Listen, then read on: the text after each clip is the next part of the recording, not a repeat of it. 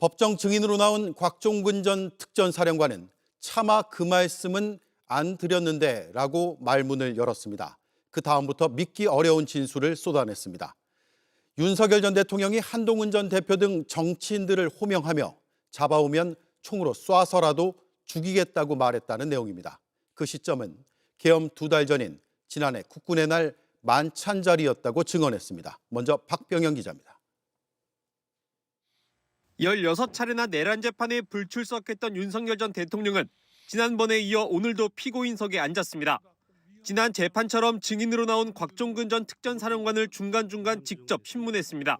그럼 제가 하나만 하고 이제 질문을 넘기겠습니다. 수방사령관하고 통화는 우리 증인인 특전사령관 통화 이후에 통화를 했습니다. 그건 알고 답변을 좀 해주시면 될 것 같습니다. 특히 두 사람은 계엄 2달 전인 지난해 국군의 날 술자리 모임을 두고 설전을 벌였습니다. 곽 전 사령관은 그날 모임에서 윤 전 대통령이 JTBC와 민주노총 등을 언급하는 등 시국과 관련한 이야기를 했다고 증언했습니다. 그러자 윤 전 대통령은 셰프들이 아니라 내가 계란말이하고 기다리다 소주하고 맥주하고 섞어서 술을 마시기 시작했다며 무슨 시국 이야기를 할 그럴 상황은 아니지 않느냐고 물었습니다. 이에 곽 전 사령관은 작심한 듯 윤 전 대통령을 당신이라 칭하며 증언했습니다. 지금까지 말을 못했던 부분을 말하겠다며 한동훈과 일부 정치인을 호명하며 당신 앞에 잡아오라 그랬다고 말했습니다. 그러면서 당신이 총으로 쏴서라도 죽이겠다 했다고 말했습니다. 그동안 수사 과정에서도 진술하지 않았던 내용입니다. 윤 전 대통령이 이야기를 꺼내지 않았다면 자신도 말하지 않았을 것이라고 했습니다. 곽 전 사령관의 이런 증언이 나오자 윤 전 대통령은 더 이상 질문을 하지 않았습니다. 대신 변호인단은 처음 듣는 이야기며 윤 전 대통령은 그런 말을 하지 않았다는 별도의 입장문을 내놨습니다. JTBC 박병현입니다. 4,200도 뚫렸습니다. 오늘은 지난 금요일 MBD와의 협력을 예고한 반도체주가 급등하며 증시를 견인했습니다. 증권사들은 목표가를 줄줄이 올렸습니다. 전다빈 기자입니다. 오늘 삼성전자와 SK하이닉스 주가가 각각 11만 1,100원, 62만 원을 기록하며 나란히 최고치를 갈아치웠습니다. 오늘 하루에만 각각 3%, 10% 넘게 오른 겁니다. 사상 최대 실적에다 HBM 등 AI 칩 수요가 급증할 거란 기대감에 증권사들은 줄줄이 목표 주가를 끌어올리고 있습니다.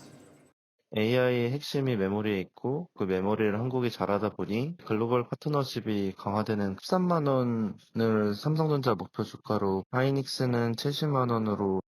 지난주 엔비디아와 AI 협력을 강화한다는 소식에 강한 매수세가 몰린 겁니다. Korea is incredibly good at making memory and making chips. We have many partners here. 반도체주 주도 속에 코스피는 2.7% 넘게 오른 4,221.87로 거래를 마치며 사상 처음 4,200선을 돌파했습니다. 외국인이 순매도에 나선 반면 개인 투자자와 기관이 대거 사들이며 증시를 견인했습니다. 지난주 한미 관세 협상 타결로 조선과 방산, 원전주까지 줄줄이 강세를 보였습니다. 이런 분위기라면 내년에 5천 돌파가 가능할 거란 전망도 나옵니다. 5천 넘는 건 큰 문제가 없을 것 같고요. 단기 상승에 대한 어떤 부담은 일시적으로 반영될 시기도 다가오고 있다. 기간 조정 정도가 아닐까, 조정이 있더라도. 다만 오늘 오른 종목 숫자가 내린 종목의 절반도 안 돼 당분간 쏠림 현상은 이어질 걸로 보입니다. JTBC 전다빈입니다. 한미 정상회담의 합의 내용을 담은 공동 팩트시트가 이번 주에 나옵니다. 반도체 관세와 핵 추진 잠수함에 대한 내용도 담길 것으로 예상됩니다. 유선희 기자가 보도합니다. 대통령실은 한미 정상회담 합의 내용을 마무리 정리하는 단계라고 했습니다. 양국 간에 이견이 크게 없는 상황이기 때문에 팩트시트는 이번 주에 마무리될 것으로 보인다. 안보 분야에선 한미 정상회담 당시 이재명 대통령이 모두 발언에서 직접 언급한 핵 추진 잠수함 관련 내용이 담길 것으로 보입니다. 북한이 핵 잠수함을 보유했다고 선포한 이상 대한민국도 거기에 상응하는 전력을 가져야 된다는 것에 설명해왔고 그것이 설득되었다. 다만 팩트시트는 양국이 합의한 내용을 핵심 메시지 위주로 요약한 문건인 만큼 양국이 핵 추진 잠수함 건조를 위해 협력한다는 정도의 큰 틀의 합의 내용만 담길 것으로 예상됩니다. 정부는 핵 추진 잠수함을 언제까지 어디서 건조할지 등 세부 조건은 양국 협의체 등을 통해 논의한다는 계획입니다. 이 밖에 동맹 현대화와 관련해 국방비 증액이나 주한미군의 전략적 유연성 관련 내용이 포함될 수 있습니다.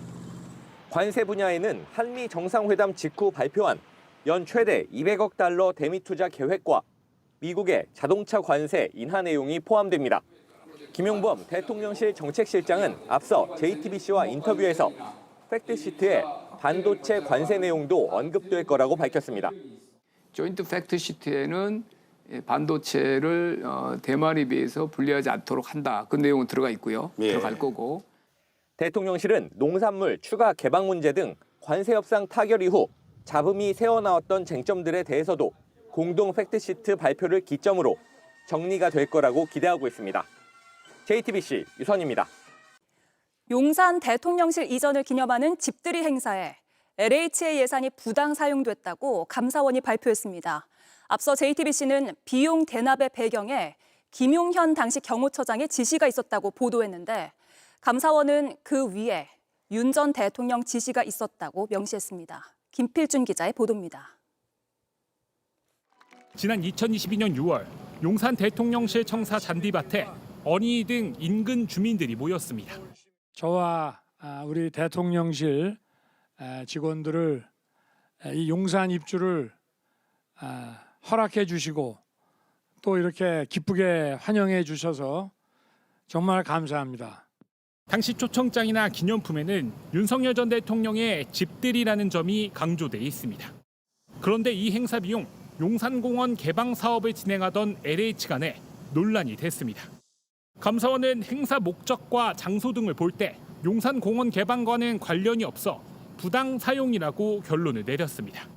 앞서 JTBC가 보도한 대로 대납 배경에 김용현 경호처장이 있던 점 역시 이런 판단의 근거가 됐습니다. 감사원은 김 처장이 자신의 육사 동기 A씨를 채용해 집들이 행사 등을 전담하는 비공식 조직까지 만들었고 이 조직이 나서 LH 등의 예산을 마련하라고 요청했다고 했습니다. 또 김 처장이 대통령실 집들이 행사를 마련하는 취지의 윤 대통령 지시를 받고 경호처 직원에게 지시를 전달했다고 했습니다. 결국 집들이 예산 부당 사용의 배경에 경호처 비공식 조직과 김용현 차장 그리고 윤석열 전 대통령까지 얽혀 있는 것으로 드러난 겁니다. 그러면서 감사원은 경호처에 앞으로 임시조직을 신설해 직무에 해당하지 않는 업무를 하지 말라고 주의를 주고 다른 기관에 비용을 대납시키지 않도록 재발 방지 방안도 마련하라고 통보했습니다. JTBC 김필준입니다.